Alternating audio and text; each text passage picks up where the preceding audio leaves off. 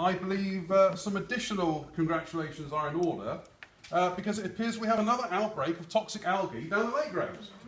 Now, several dog owners reported their animals became sick after drinking or bathing in the lake water, or it could be that they read North Somerset Council's report into Portbury Wharf Nature Reserve, or even the Council's clumsy attempts this morning to post a rebuttal to the many questions being asked about their transparency, honesty and competence. The latter not helped by the fact that they had to post it online twice after the first attempt was totally botched. I hope the dogs improve. I wish the council would. I think what was darkly amusing about North Somerset Council's response was not only how they tried to dredge the Village Quarter Action Group, remember them?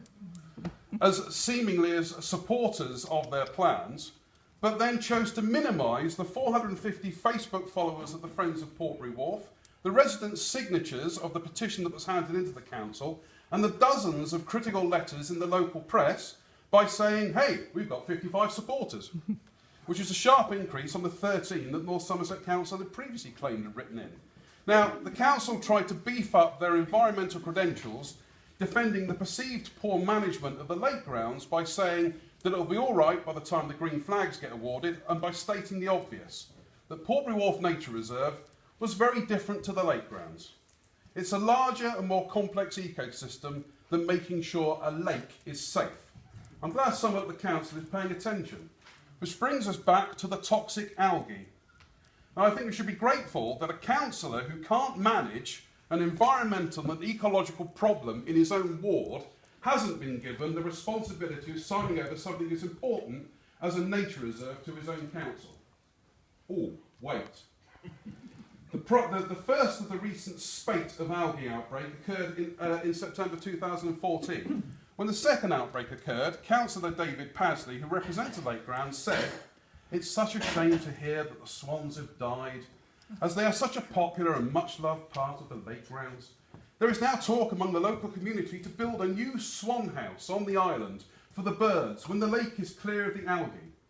Now, I know what you're thinking. The similarities between David Pasley and David Attenborough here are astounding. But the way to save the swans from the algae problem is to make a swan house. Perhaps the solution to Portishead's potholes is to bung some straw in there and hope for the best. Works for the lake grounds. Now, this is the crux of it. Confidence in our elected representatives. What confidence can we have in our town and county councillors when we are faced with a situation where there is a repeated environmental and wildlife problem with an asset managed by North Somerset Council in the ward of a North Somerset councillor who then says that North Somerset Council are still the right people to manage and own a nature reserve based on the flawed report that he's signed off? Frankly, I have more confidence in the algae.